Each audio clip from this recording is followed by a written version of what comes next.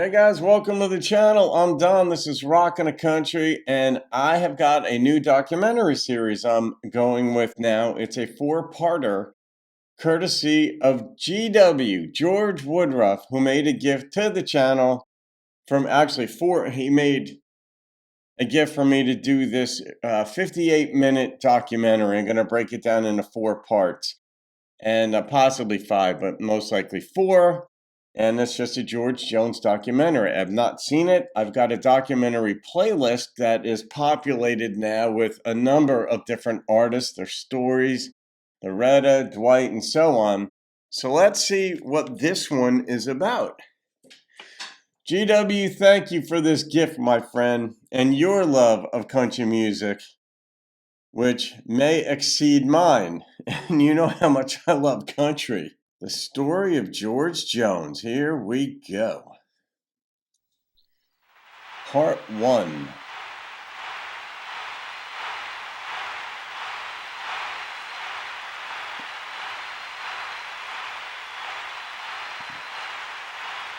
I like that. The highs and lows. Well, I feel tears welling up cold and deep inside like my heart's from a big break. And the staff of loneliness, your purple, I may never shake. But you might say that I was taking it hard when you wrote me over the call. But don't you wager that I'll hide the sorrow when I'm in lay right down and bawl.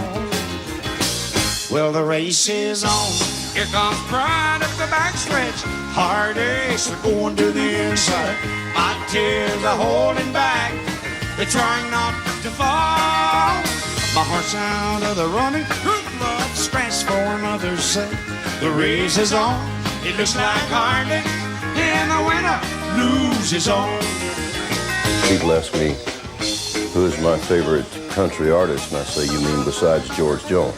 If we could all sound like we wanted to, we'd all sound like George Jones. It's almost like he's lived every minute of every word that he sings, and there's very few people that can do that.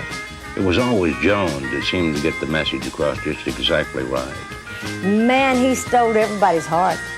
He stole my heart. One day I adventured in love, never once suspecting what the final results would be. How I lived in fear of never waking up each morning thinking that you'd gone from me. Well, there's aching and pain in my heart, for the day was the one that I hated to face. Somebody new came up to win her. I wound up in a 14th place.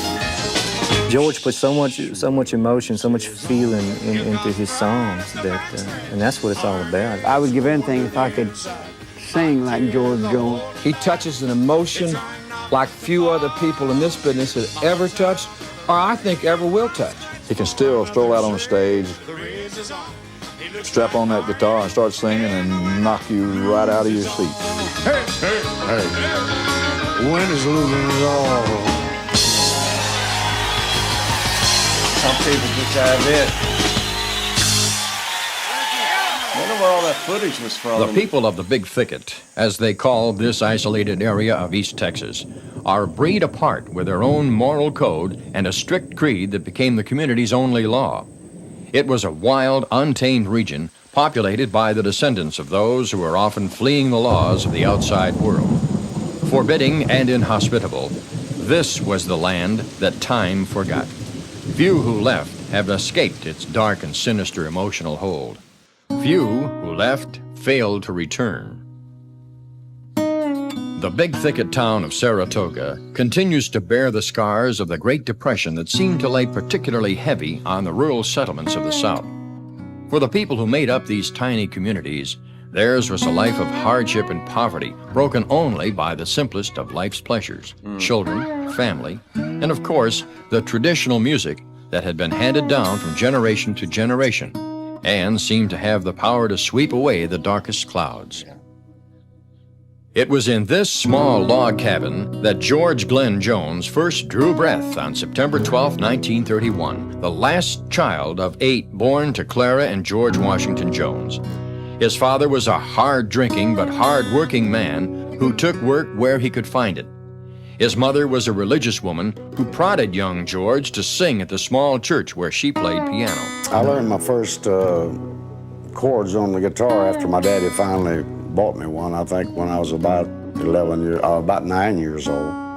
And I loved music so much, and I went to this little church, Sister Annie and Brother Burl Stevens. She taught me my first chords on the guitar, like C, G, and D, and things like that. And I started hanging out over there more often, you know, and she'd get her guitar and we'd pick and sing together. He's the lily of the valley, oh, the bright morning star. He's the fairest of 10,000 to my soul. Or something like that. Lily of the Valley. We used to do all the old gospel songs. If gospel music was George's first influence, it would not be his last. The Texas oil boom of the mid-30s brought more prosperous and happier times to the Jones clan, along with the family's first radio. This was the stuff from which dreams were made. Saturday nights would be the only time my dad would ever allow one of the kids to lay in bed with him. And he would let me lay in bed between them and listen to the Grand Ole Opry. And I'd tell my mother, I'd say, Mama, you wake me up if I go to sleep. When Roy Acuff would be on my road. And sure enough, I'd go to sleep and she'd wake me up. Really? With the Second World War came new prosperity to the urban centers of the... It's so hard to wake a kid up once they've fallen asleep. I remember back in the lunar landing, and my parents were up. I think it happened like around midnight or something. It was at night, way after my bedtime, because I was like, I don't know, 8 years old or something like that. I was young. I think it was in 1969 we landed on the moon. And so I was 8 or 9 years old. I was out. And they kept trying to wake me up. And I don't think they ever could wake me up. Even if I did come to, I'd fall right back asleep. Because when you're that young, you can usually just fall asleep anywhere. The fact that George would get up and listen to Roy Acuff and stay awake tells you something about his drive for music. The South. And George Washington Jones gathered up his family and moved south from the Big Thicket to the bustling port city of Beaumont. It was here that a young George Jones found a whole new dimension to his singing talents.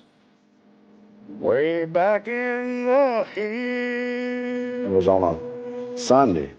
There wasn't too much traffic downtown on a Sunday, just a few people window shopping. I was just sitting there playing my guitar, Precious Jewel and Wabash Cannonball and all them things like that.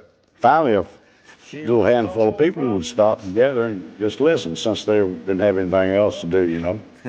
I wound up leaving there with about $27. Now, that's more money than I'd ever seen in my life. Wow. More precious thing. Here I am doing something that I love more than anything in the world, and I still do today. And then I found out that there were other people that would like it, that might like it. And when I found that out, that just put it all over the top. That's awesome.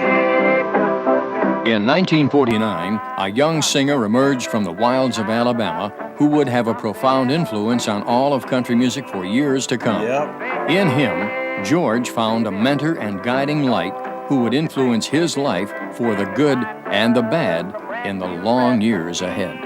But Hank Williams came along, and oh my goodness, I couldn't think or eat nothing unless it was Hank Williams, and I couldn't wait for his next record to come out. He had to be really the greatest. By the time George was in his late teens, he had already begun his journey up the long, lost highway that Hank Williams had paved, living the lifestyle that would soon take its final toll on Hank. In May of 1949, George actually met his idol when Hank came through Beaumont to promote his latest single. It was a moment George would never forget. A year later, George met and married his first wife, Dorothy. In no less time than it took for Dorothy to get pregnant, they had separated. For George, it was time to find work of a more secure nature. I had my first daughter by my first wife, and to be honest with you, that was the main reason I went to the service, because I couldn't pay my child support.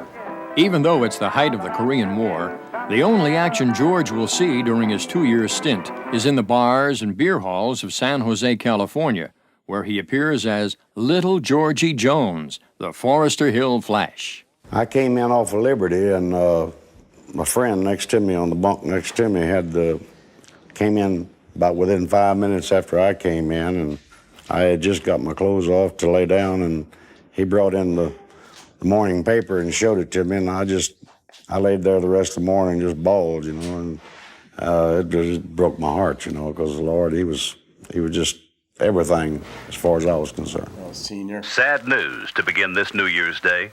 Hank Williams was found dead this morning in the back seat of his Cadillac while on the way to a performance in Canton, Ohio. His death has been attributed to a heart attack from excessive drinking. A tragic start to 1953. Back in Beaumont, the local music scene is thriving, with artists like Lefty Frizzell and a new independent record label headed up by Harold Pappy Daly. Star Day was started with Starnes and Daly. The name Starnes and Daly became Star Day, the name of the label. And Jack Starnes and Neva Starnes lived in Beaumont. And Beaumont is where George lived. So when George got discharged from the Marines, he came back and started playing the joints around Beaumont. And Jack Starnes recorded, the first time he recorded George, I think it was a song called No Money in This Deal. And it was done, I think, in Jack Starnes' living room with a Magna Quarter. Well, I can... A Magna Quarter. You have to love this, but this is the dynamic of life in full effect. This dude of Star Day opens a label in Beaumont. Like, he could have opened a thing in Illinois or Washington State or Colorado, but he did it where George was. We might never know about George if that hadn't happened. Meet you on the street, and I'll stop and talk to you. You can walk around the block, and I will walk around it too. We can sit down in the park, do some loving in the dark. But to me, you don't appeal, 'cause there ain't no money in this deal. While No Money in This Deal is only a regional hit, it brings fame and fortune enough to draw George slowly but surely into the clutches of the music industry star-making machinery. However, outside of the Houston-Beaumont area, George is dismissed as trying to sound too much like his influences Hank Williams, Lefty Frizzell, and Roy Acuff. We all told him and kept on, and it took a while to get it across that you've got to be original, you've got to be yourself, and come out with something different, or you're not going to make it. For something original, you had to look no further than Memphis, where, goodness gracious, rock and roll was ready to rule the roost. Rock and roll was eating our lunch, brother. It practically put us out of business. And we had to put as many as 4 names on a bill to fill an article. George Jones would have been a really hot rockabilly artist if he had approached it from that angle. Well, he was really, but never really got the recognition for it. Well, I tried one record of it, and I didn't want my name on it. And it was called Rocket, and Dadgummit, How Come It. And I'm still embarrassed today when I'm asked about it. George should have remembered what Hank Williams had told him. Don't try to be someone else when you sing. Just be yourself. Tell me why, baby, why, baby, why, baby, why you make me cry, baby, cry, baby, cry, baby, cry. Lord, I can't help but love you till the day that I die. So tell me why, baby, why, baby, why, baby, why. 1955 and 56, the first one I ever had.